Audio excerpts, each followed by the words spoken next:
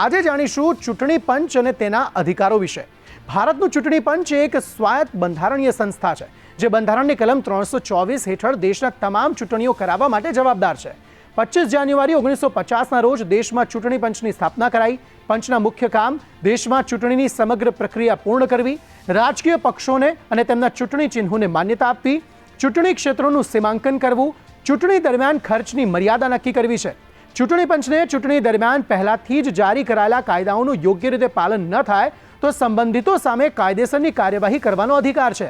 બંધારણમાં આદર્શ આચાર સંહિતાનો ઉલ્લેખ ન હોવા છતાં પંચ નિષ્પક્ષ અને મુક્ત ચૂંટણીઓ સુનિશ્ચિત કરવા માટે તેનો અમલ કરે છે। કોઈપણ અનિયમિતતાના કિસ્સામાં પંચ મતદાન રદ પણ કરી શકે છે। 25 જાન્યુઆરી 1950 થી 15 ઓક્ટોબર 1989 સુધી મુખ્ય ચૂંટણી કમિશનર જ ચૂંટણી પંચનું નેતૃત્વ કરતા હતા।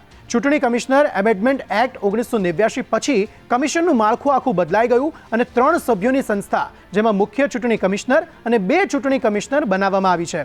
ચૂંટણી પંચ સમગ્ર દેશમાં રાજ્ય ચૂંટણી પંચ દ્વારા કામ કરે છે અને ચૂંટણીઓ યોજે છે।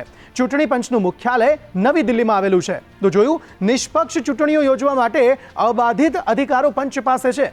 તો આપ પણ આપના મત આપવાનો અધિકાર વાપરજો અને આ વખતની ચૂંટણીમાં મત આપવાનું ભૂલતા નહીં।